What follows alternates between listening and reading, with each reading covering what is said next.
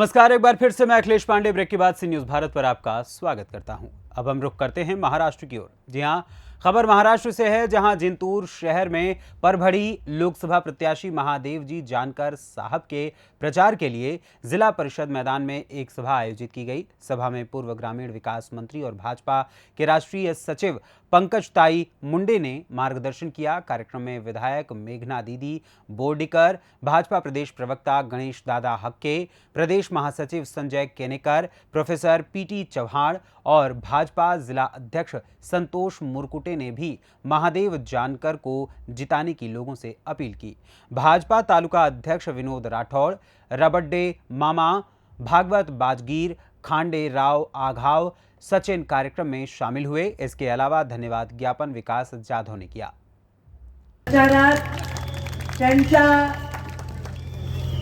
आणि सर्व कार्यकर्त्यांच्या मागणीनुसार मी इथे आलेली आहे जिंतूर।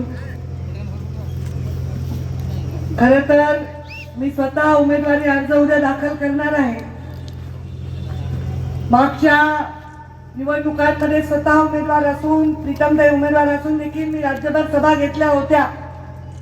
5 वर्ष घरी बसल्यानंतर मला असं वाटलं की सभांची मागणी कमी होईल आणि मला माझ्या मतदारसंघात जरा लक्ष देता येईल, पण तुम्ही काय मला घरी बसवू देईना।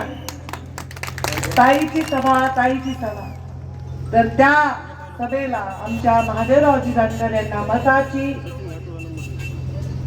आशीर्वाद मागण्यासाठी मी इथे उभी आहे। मंचावर आपल्या लाडक्या आमदार मेघना बोर्डीकर, मंचावर उपस्थित भाजपाचे जिल्ह्याचे अध्यक्ष। आता माझं भाषण झाल्यावर वाढवा, तोपर्यंत नाही, भाषण झाल्यावर। आता हे मी आल्या स्टेजवर म्हणाले काय आवाज येलाय, मग कळलं की आमच्या बंधूची चिठ्ठी वाजलेली आहे। कारण आधी मागच्या वेळी वेगळं चिन्ह होतं, आता शिट्टी आहे आणि शिट्टी एवढी जोरात वाजली की मोदीजींना ऐकू गेली, म्हणून मोदीजींनी परभणीमध्ये सभा दिली आणि महादेवजी जानकरांच्या विजयावर शिक्का मोडतप केलेला। मी काय सभा घेऊन तुम्हाला सांगणार, काय वचन मी तुम्हाला देणार, मी याचा विचार करत होते। सकाळी बुलढाण्याला सभा घेतली, आता परभणीला आहे। लातूरचे लोक, नगरचे लोक, वाशिम सगळीकडचे लोक सभा मागतात, पण मी उमेदवार आहे, आपल्याला दूधही पोळले, त्यामुळे ताकही फुंकून द्यावं लागतंय। आणि महाराष्ट्रामध्ये सगळीकडे लक्ष लोकांचा बीडकडे आहे आणि रोज निवडणूक गडबड अवघड सगळी चर्चा आहे।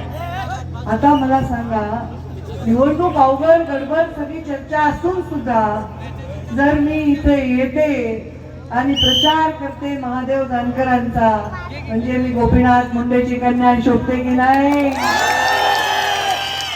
स्वतःच्या अडचणीचं, स्वतःच्या दुःखाचं, स्वतःच्या वेदनेचा गाठोडा बांधून समोरच्या माणसाच्या मदतीसाठी धावून जाणं म्हणजे गोपीनाथ मुंडेंचे संस्कार। मी तर मेघनाताईंना म्हणलं की प्रधानमंत्र्यांची सभा झाल्यानंतर माझी सभा घेणं मला प्रशस्त वाटत नाही। मी म्हणलं एक काम करा, काही कार्यकर्त्यांना बोलवा, परभणीच्या, घनसावंगीच्या, गंगाखेडच्या, जिंतूर पाथरीच्या एकत्र आपण त्यांची गाठभेट घेऊ। पण जिंतूरच्या लोकांची इच्छा आहे। मेघना बोर्डीकर म्हणल्या माझं कोणी ऐकणार ताई, इथं सभा घ्या म्हणाले। आता इथून मी भाषण करायले आणि इथून आव्हान करायले, गंगाखेडच्या मतदारांनी जिंतूरच्या मतदारांसारखंच गंगाखेड, पाथरी, घनसावंगी, परभणीच्या सर्व मतदारसंघाच्या लोकांना मी आवाहन करते की आपण महादेव जानकरांना प्रचंड मताने विजयी करा। जानकर गरीब घरी जन्मलेला माणूस, कधीही परत घरात न जाण्याचा निर्णय ज्यांनी घेतला, 30 दिवस झाले भाषण करून करून घसा गेला माझा। घरी परत कधी न जाण्याचा ज्यांनी निर्णय घेतला, स्वतःचा परिवार ज्यांनी नाही कधी बनवणार, समाजच माझा परिवार आहे असा निर्णय घेतला, त्या निर्णयावर त्यांनी कायम राहायला पाहिजे ही जबाबदारी मी घेतली पुन्हा की जानकर साहेब तुम्हाला काय करायचंय, तुम्हाला कुठे घर आहे, तुम्हाला कुठे परिवार आहे, तुम्हाला समाजासाठी करायचं, हे सगळं ज्यांनी केलं असा माणूस तुमचा उमेदवार म्हणून आलाय। उद्या तुमच्या तांड्यावर काही प्रॉब्लेम झाला तेजाही सेवालाल म्हणून हजरच. तुमच्या धनगर पाड्यावर प्रॉब्लेम झाला जय मल्हार म्हणून हजरच. एखाद्या गावातल्या एखाद्या साध्या माणसाला त्रास झाला छत्रपती शिवरायांचं नाव घेऊन तिथं हजरच. अरे आमच्या समाजाच्या प्रत्येक माणसाला कोणताही त्रास झाला तर खाली बसून मांडी घालून बसून पत्रावळी जेवायला त्यांना लाज वाटणार नाही असा हा माणूस आहे. आणि गरिबाच्या माणसांनी संसदेत जायचं का नाही जायचं? जायचं का नाही जायचं? जायचं का? मग तिकडं माझ्या बरोबर भांडायला कोणतरी पाहिजे ना मला. तुमच्या विषयांवर माझा आवाज बुलंद करायचा आहे का नाही? तेव्हा मलाही पाठवा आणि माझ्यासोबत त्यांना पण पाठवा. आता जेवढं प्रेम तुम्ही माझ्यावर करता, मेघनाताईंना तुम्ही मतदान दिलं, मेघनाताई निवडून आल्या, 5 वर्ष काम मिळायला लागल्या, चांगलं काम केलं, तर त्या परत त्यांची निवडणूक येऊ द्या. मग आता असं जर तुम्ही केलं तर आम्हालाही तुमचं काम करताना हक्काने करता येईल. जानकर साहेबांवर तर हक्क मी गाजवणारच आहे. मी सांगणार आहे या बूथवर तुम्हाला मत आहे, त्यांनी आमच्या विश्वासावर मत दिले. जानकर साहेब जावा आणि त्यांचं काम करा. तुमच्यासाठी प्रत्येक ठिकाणी जाऊन येणारा हा माणूस आहे. आणि कशाला मतदान करायचं म्हणजे आता मी पण आधी एवढे वर्ष युतीमध्ये सभा घेतली, मागच्या खासदारांसाठी मीच आले होते ना इथे. आता माझे सगळ्या राज्यात एवढे भाऊ आहेत की सगळ्या भावांच्या सभा मी घ्यायला गेले. पण आता काय करणार, पक्षाचा निर्णय. आता पक्ष सगळ्या पुलाकडून बरंच पाणी वाहून गेलंय, सगळ्या पक्षाचे चित्र बदलले. आता आमचे उमेदवार आहे, आम्ही आमच्या उमेदवारासाठी आलोय.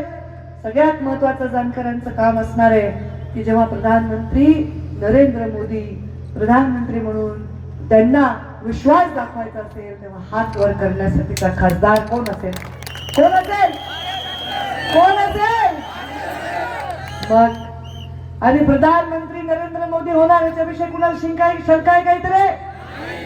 नाही ना. मग आपल्याला आपलं मत व्हायला घालायचं का? आपल्याला जानकर साहेबांना मत देऊन प्रधानमंत्र्यासाठी एक मत या महाराष्ट्रातून द्यायचंय, वाढवायचंय आणि ते तुम्ही सर्वांनी मिळून करायचंय. माझी सभा जिथे नाही होईल त्याही लोकांना मी आपल्या माध्यमातून विनंती करणार, इथून जा, गावाला जा, पाहुण्या रावळ्याला भेटा, नात्या गोत्याला भेटा आणि महादेव जानकरांना मतदानाचा आपण आशीर्वाद मागा. शिट्टी जोरात वाजवा, दिल्ली पर्यंत या शिट्टीचा आवाज गेला पाहिजे. आता उद्या मला फॉर्म भरायचा. महाराष्ट्र से सी न्यूज संवाददाता रामकिशन की रिपोर्ट। फिलहाल इस खबर में बस इतना ही। यहाँ लेंगे एक छोटा सा ब्रेक के बाद पुनः हाजिर होंगे एक और खबर के साथ। बने रहें सी न्यूज भारत के साथ, हर खबर आपके साथ, आपके हाथ।